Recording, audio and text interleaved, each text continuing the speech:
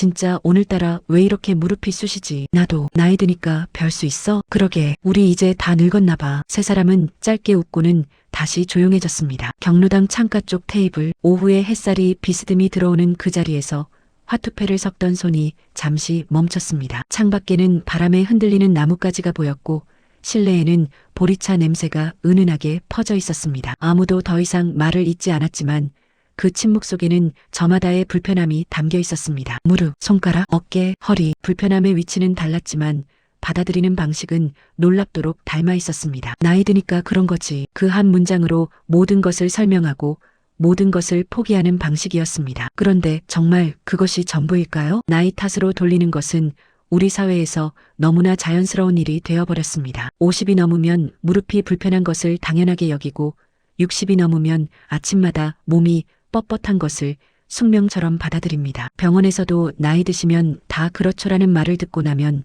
더 이상 원인을 찾으려는 의지 자체가 사라져버리는 경우가 많습니다. 하지만 건강 연구자들 사이에서 꾸준히 논의되는 주제가 하나 있습니다. 우리가 일상에서 경험하는 여러 불편함들, 특히 반복적인 피로감이나 몸의 무거움, 관절의 뻐근함 같은 것들이 단지 세포가 늙어서만이 아니라 생활습관과 식단이 오랫동안 누적된 결과일 수 있다는 시각입니다. 이것은 확정된 의학적 결론이 아닙니다. 그러나 현대 영양학과 생활습관 의학 분야에서 점점 더 주목받고 있는 관점이기도 합니다. 마이너스. 이 맥락에서 자주 등장하는 개념이 바로 만성염증입니다. 염증이라고 하면 대부분의 사람들은 상처 부위가 빨갛게 붓고 열이 나는 모습을 떠올립니다. 손가락을 베었을 때, 발목을 삐었을 때처럼 눈에 보이는 형태로 나타나는 급성염증 반응 말이죠. 그런데 급성염증과는 성격이 다른 만성염증이라고 불리는 상태가 있습니다. 만성염증은 겉으로 잘 드러나지 않습니다. 명확한 통증이나 열감 없이 낮은 강도로 오랫동안 지속되는 신체 반응입니다. 의학계에서는 이 만성염증 상태가 여러 현대 질환과 연관성이 있을 가능성에 대해 연구를 이어오고 있습니다. 물론 이것이 모든 불편함의 원인이라고 단정할 수는 없습니다. 신체 증상에는 다양하고 복합적인 원인이 있으며 정확한 판단은 반드시 의료 전문가의 진단을 통해 이루어져야 합니다. 다만 연구자들이 공통적으로 이야기하는 것이 있습니다. 만성염증 상태에 영향을 미치는 요인 중 하나로 식습관이 꾸준히 언급된다는 점입니다. 정제, 탄수화물, 가공식품, 과도한 당분 위주의 식단이 몸속 염증 반응과 관련이 있을 수 있다는 내용이 여러 영양학 연구에서 다뤄져 왔습니다. 반대로 항산화 성분이 풍부한 자연 식재료들이 염증 관련 지표에 긍정적인 연관성을 보인다는 연구들도 있습니다. 이것이 곧 특정 음식이 병을 낫게 한다는 의미는 아닙니다. 식품은 약이 아니며 건강 문제는 전문의와 상담하는 것이 언제나 먼저입니다. 다만 매일 먹는 음식에 조금 더 관심을 기울이는 것이 건강한 생활 습관의 일부가 될 수 있다는 이야기입니다. 다시 그 경로당 이야기로 돌아가 보겠습니다. 그날 오후 화투판이 끝나고 사람들이 하나둘 자리를 정리할 무렵 가장 구석 자리에 앉아있던 한 사람이 일어나며 무심코 이런 말을 했습니다. 근데 나 요즘 밥에 뭐 좀 넣어서 먹거든. 색이 좀 노랗게 되는데 뭔가 챙겨 먹는다는 느낌이 들어서 나쁘지 않아. 아무도 크게 반응하지 않았습니다. 그냥 그런가 보다 하고 넘어갔습니다. 하지만 그 한마디가 몇 주 뒤 경로당 사람들 사이에서 조금씩 화제가 되기 시작했다는 것을 그때는 아무도 몰랐습니다. 노랗게 물든 밥, 아주 조금 넣는 가루 하나. 그 이야기를 지금부터 찬찬히 풀어드리겠습니다. 아시아 대륙 곳곳에는 한 가지 공통된 향신료가 오랫동안 존재해왔습니다. 인도에서는 수천 년 전부터 전통 의학 체계인 아유르베다에서 이 식재료를 활용했습니다. 음식의 조미료로만이 아니라 일상의 건강관리 재료로 사용해온 긴 역사가 있습니다. 중국의 전통 의학 문헌에도 이 식재료가 등장하며 동남아시아에서는 음식에 색을 입히는 용도 외에도 일상적인 식재료로 광범위하게 활용되어 왔습니다. 이 식재료의 이름은 강황입니다. 우리에게는 주로 카레의 노란색을 만드는 향신료로 알려져 있습니다. 마트 향신료 코너 한 귀퉁이에 조용히 자리 잡고 있는 작은 가루 봉지, 카레를 만들 때 한 번씩 쓰고 나머지는 오래도록 서랍 안에 들어가 있는 바로 그것입니다. 하지만 강황의 역사를 들여다보면 그것이 단순한 조미료 이상의 자리를 차지해왔음을 알 수 있습니다. 강황이 현대 과학의 언어로 연구되기 시작한 것은 20세기 후반부터입니다. 연구자들이 주목한 것은 강황 속에 포함된 특정 화합물이었습니다. 그 화합물의 이름이 바로 커큐민입니다. 강황의 선명한 노란색을 만들어내는 성분이기도 한 커큐민은 화학적으로는 폴리페놀 계열에 속하는 물질입니다. 폴리페놀은 식물이 외부 환경으로부터 스스로를 보호하기 위해 만들어내는 성분입니다. 포도, 녹차, 블루베리 등 항산화 식품으로 잘 알려진 것들 대부분에 폴리페놀이 풍부하게 들어 있습니다. 커큐민도 이 범주에 속하며 이 성분에 관한 과학 논문은 지금까지 수천 편이 넘게 발표되었습니다. 다만 여기서 중요한 점을 짚고 넘어가야 합니다. 연구가 많다는 것이 곧 효과가 입증되었다는 의미는 아닙니다. 커큐민 관련 연구들 중에는 실험실 수준의 세포 연구나 동물 실험 단계인 것들이 많습니다. 사람에게 직접 적용했을 때의 효과에 대해서는 아직 더 많은 연구가 필요하다는 것이 과학계의 일반적인 입장입니다. 강황을 특정 질환의 예방이나 치료 목적으로 섭취하는 것은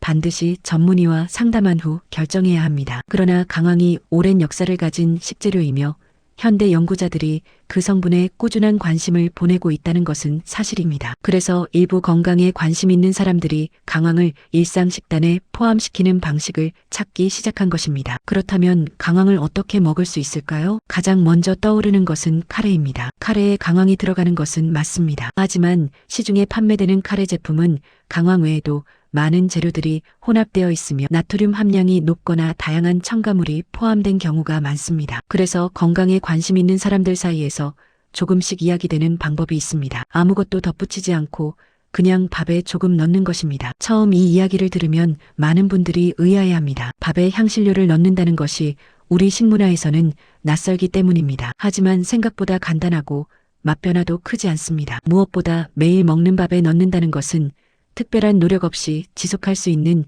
식습관이라는 점에서 주목받고 있습니다. 인도 남부지방에는 쌀에 강황을 넣어 지은 밥이 오래전부터 있었습니다. 선명한 노란빛을 띠는 그 밥은 축제나 일상 식사에서 흔하게 등장하는 음식이었습니다. 수천 년의 식문화 속에서 자연스럽게 자리 잡아온 방식이었습니다. 지금 이 시대에 우리가 그 방법을 다시 들여다보고 있는 것은 긴 시간을 가로질러 이어지는 하나의 식문화와 만나는 순간인지도 모릅니다. 그런데 강황을 먹을 때 알아두면 좋은 한 가지 정보가 있습니다. 커큐민은 지용성 성분으로 물에 잘 녹지 않아 단독 섭취 시 체내 흡수율이 제한적일 수 있다는 연구 결과들이 있습니다. 이 부분을 어떻게 보완할 수 있는지, 실제로 강황밥을 어떻게 만드는지를 어느 평범한 저녁이었습니다. 냉장고를 열었다 닫고 서랍을 열었다 닫고 오늘 저녁 뭘 먹을지 고민하다가 결국 그냥 밥이나 짓자 마음먹는 그런 저녁이었습니다. 쌀을 씻어 밥솥에 넣고 물 눈금을 맞추고 취사 버튼을 누르기 직전에 선반 위 강황가루 봉지가 눈에 들어왔습니다. 그냥 한번 넣어볼까? 별 생각 없이 작은 계량 스푼으로 반을 채워 밥솥 안에 털어 넣었습니다. 물에 강황가루가 닿자 노란빛이 번지기 시작했습니다. 가루를 살짝 저어주고 뚜껑을 닫은 뒤 버튼을 눌렀습니다. 1시간 뒤 밥솥 뚜껑을 열었을 때 은은하게 노란빛을 띤 밥이 수증기를 내뿜고 있었습니다. 냄새는 생각보다 자극적이지 않았습니다. 오히려 고소하고 따뜻한 느낌이 났습니다. 한 숟가락 떠서 먹어보니 맛의 변화는 거의 없었습니다. 아주 미세하게 무언가 더해진 것 같은 느낌이었지만 이상하거나 거부감이 드는 맛은 전혀 아니었습니다. 그렇게 강황밥은 시작되었습니다. 강황밥을 만드는 방법은 매우 간단합니다. 그러나 간단하다는 것이 아무렇게나 해도 된다는 의미는 아닙니다. 몇 가지 기준을 알고 만드는 것이 좋습니다. 가장 먼저 강황의 양입니다. 쌀 2컵 기준으로 강황가루는 반 티스푼 정도가 적당합니다. 강황은 많이 넣을수록 맛이 강해지고 쓴맛이 올라옵니다. 일상에서 지속할 수 있는 습관을 만들려면 부담이 없어야 하고 그러려면 양이 적어야 합니다. 반 티스푼은 맛에 큰 영향을 주지 않으면서 자연스럽게 식단에 포함시킬 수 있는 적절한 수준입니다. 다음으로 강황가루의 종류입니다. 시중에 유통되는 강황가루는 크게 두 종류입니다. 순수하게 강황 뿌리만을 건조해 분말로 만든 것과 다른 향신료들이 혼합된 카레용 혼합가루입니다. 강황밥에는 순수 강황가루를 사용하는 것이 좋습니다. 원재료명에 강황 또는 울금만 표기된 제품을 확인하면 됩니다. 앞서 커큐민의 흡수율 문제를 잠깐 언급했습니다. 커큐민은 지용성 성분이기 때문에 두 가지 방법을 참고하는 분들이 있습니다. 첫 번째는 기름입니다. 강황밥을 지을 때 엑스트라 버진 올리브 오일을 아주 조금, 한 티스푼 정도 함께 넣는 방법입니다. 커큐민이 기름 성분과 함께 섭취될 때 흡수에 도움이 될 수 있다는 연구 결과를 참고한 것입니다. 올리브 오일을 넣으면 밥의 질감도 약간 더 윤기 있게 변합니다. 두 번째는 후추입니다. 후추에 들어있는 피페린이라는 성분이 커큐민 흡수에 영향을 줄 수 있다는 연구가 있습니다. 밥을 지을 때 후추를 넣기보다는 식사 시 반찬이나 국에 후추를 아주 조금 뿌려 함께 먹는 방식이 자연스럽습니다. 다만 이 두 가지 방법 모두 연구 단계에 참고 정보이며 특정 효과를 보장하는 것은 아닙니다. 건강 목적으로 식단을 바꾸실 때는 항상 본인의 건강 상태를 먼저 고려하시는 것이 중요합니다. 강황밥을 처음 시도한 사람들이 공통적으로 이야기하는 것이 하나 있습니다. 처음에는 단순히 노란 밥을 먹는다는 느낌뿐입니다. 그런데 한 가지 달라지는 것이 있습니다. 밥을 지을 때마다 오늘도 내 몸을 조금 신경 쓰고 있다는 작은 인식이 생기기 시작한다는 것입니다. 그리고 그 인식이 다른 습관을 함께 끌어오는 경우가 많습니다. 물을 조금 더 마시게 되고 기름진 음식을 한 번쯤 더 생각하게 되고 채소를 하나 더 챙기게 됩니다. 건강을 향한 작은 관심이 다른 좋은 습관들을 함께 데려오는 것입니다. 그래서 강황밥의 진짜 의미는 강황이라는 성분 하나에만 있지 않을 수 있습니다. 매일 밥을 지을 때 내 몸을 조금 더 생각하는 재료를 넣는다는 행위 자체가 하루 한 번 자신의 식습관을 돌아보는 작은 계기가 되는 것입니다. 그런데 여기서 반드시 짚어야 할 내용이 있습니다. 좋다고 알려진 것이라도 모든 사람에게 똑같이 맞는 것은 없습니다. 강황도 예외가 아닙니다. 어떤 분들에게는 강황이 주의가 필요한 식재료가 될 수 있습니다. 건강 정보가 넘쳐나는 시대입니다. 유튜브를 켜면, 블로그를 열면, SNS 피드를 내리면 온통 이것이 좋다, 저것을 먹어라는 이야기가 쏟아집니다. 그리고 많은 사람들이 그 정보를 따라 무언가를 사고 먹고 시작합니다. 문제는 그 정보들이 이것이 왜 좋은지는 설명해도 이 사람에게는 맞지 않을 수 있다는 이야기를 빠뜨리는 경우가 많다는 점입니다. 강황도 마찬가지입니다. 강황에 관한 연구들이 다양하게 존재하는 것은 사실이지만 그와 동시에 특정 상황에서 강황 섭취가 주의를 요할 수 있다는 내용도 함께 언급됩니다. 두 가지를 함께 알아야 균형 잡힌 정보라고 할 수 있습니다. 먼저 담낭이나 담석 관련 질환이 있는 분들입니다. 강황에 커큐민이 담즙 분비와 관련이 있다는 연구 결과들이 있습니다. 이미 담석이 있거나 담간에 문제가 있는 분들은 강황을 꾸준히 섭취하기 전에 반드시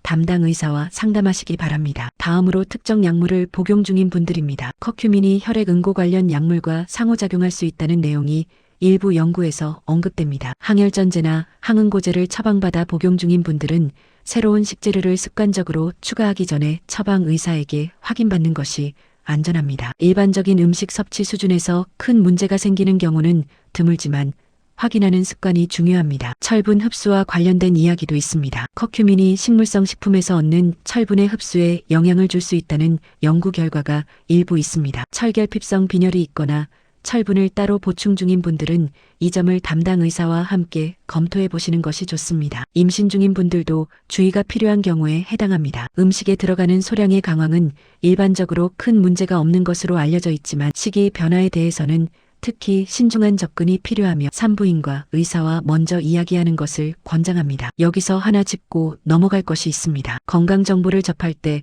우리는 종종 두 가지 극단으로 반응합니다. 좋다는 말 듣고 무조건 따라하는 것과 안 좋다는 말 듣고 무조건 피하는 것입니다. 하지만 진짜 건강관리는 그 중간 어딘가에 있습니다. 강황은 오랜 역사를 가진 식재료이며 많은 사람들이 별다른 문제 없이 일상 식단에 포함시키고 있습니다. 그러나 자신의 건강 상태, 복용 중인 약물, 기저질환 여부를 먼저 확인하는 것이 모든 시기 변화의 출발점이 되어야 합니다. 건강 정보는 참고 자료이고 나에게 맞는 판단은 전문가와 함께 내리는 것입니다. 그렇다면 이 모든 것을 고려했을 때 우리는 강황 이야기에서 무엇을 배울 수 있을까요? 강황 하나의 이야기가 사실은 훨씬 더 큰 이야기를 담고 있습니다. 몸의 방향을 바꿉니다. 생각해보면 우리는 참 많은 것을 나중으로 미룹니다. 건강도 그중 하나입니다. 지금 당장 크게 아프지 않으니까, 지금 당장 큰 문제가 없으니까, 건강관리는 조금 더 여유가 생기면, 조금 더 시간이 나면 그때 시작하자고 생각합니다. 그리고 그 나중이 올 무렵에는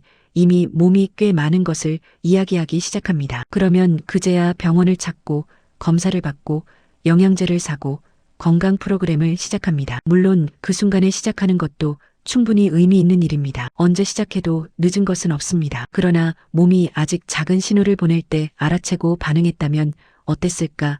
라는 생각은 많은 분들이 비슷하게 하게 됩니다. 건강관리를 미루는 이유가 단순히 귀찮아서만은 아닙니다. 많은 사람들이 건강관리는 큰 결심과 큰 노력이 필요한 일이라고 생각합니다. 헬스장에 등록하고 식단을 완전히 바꾸고 영양제를 여러 개 챙겨 먹는 것처럼요. 그 생각이 오히려 건강관리를 더 어렵게 만들고 더 멀게 느끼게 합니다. 하지만 건강한 생활을 오래 유지하는 사람들을 들여다보면 대부분 엄청나게 특별한 것을 하지 않습니다. 그들이 공통적으로 가진 것은 작고 단순하지만 매일 반복되는 습관들입니다. 식사 때 채소를 한 가지 더 챙기는 것, 물을 조금 더 마시는 것, 엘리베이터 대신 계단을 이용하는 것, 잠자리에 들기 1시간 전에 핸드폰을 내려놓는 것, 그리고 밥을 지을 때 익숙하지 않은 식재료에 한번 관심을 갖는 것, 이런 것들입니다. 우리 몸은 하루 이틀의 변화로 달라지지 않습니다. 하지만 동시에 우리 몸은 매일 반복되는 것들에 천천히 그러나 꾸준하게 반응합니다. 어떤 의사도 어떤 연구자도 단 하나의 식재료가 건강을 결정한다고 말하지 않습니다. 건강은 수많은 생활 습관이 쌓여서 만들어집니다. 강황밥은 그 수많은 작은 습관 중 하나일 뿐입니다. 다만 중요한 것은 이것입니다. 완벽한 건강 식단이 아니어도 됩니다. 오늘 한 끼 밥솥 앞에 서서 작은 선택을 하는 것, 그 선택이 내일, 한 달 뒤, 1년 뒤에 나를 만들어가는 과정의 일부가 됩니다. 사람들은 종종 티끌 모아 태산이라는 말을 어딘가 비현실적인 이상으로 여깁니다. 하지만 몸의 건강에 있어서만큼은 이 말이 가장 현실적인 진실입니다. 작은 습관들이 수백 번, 수천 번 쌓여 몸을 만들어갑니다. 오늘 이 이야기를 여기까지 들으신 분들이라면 한 가지 사실을 다시 기억하시면 좋겠습니다. 강황밥은 치료제가 아닙니다. 건강 문제가 있다면 반드시 전문의와 상담하는 것이 먼저입니다. 강황밥은 그저 매일 반복되는 식사 속에서 조금 더 다양한 식재료를 경험해보는 하나의 방법입니다. 그리고 그 작은 관심이 내 몸을 향한 더 넓은 시선의 시작이 될 수 있습니다. 오늘 저녁 밥을 지을 때 한번 선반 위를 살펴보시겠습니까? 어쩌면 이미 거기에 있을지도 모릅니다. 이 이야기가 마음에 남으셨다면 구독과 좋아요 꼭 눌러주세요. 앞으로도 이처럼 일상 속 작은 건강 습관 이야기를 꾸준히 전해드리겠습니다.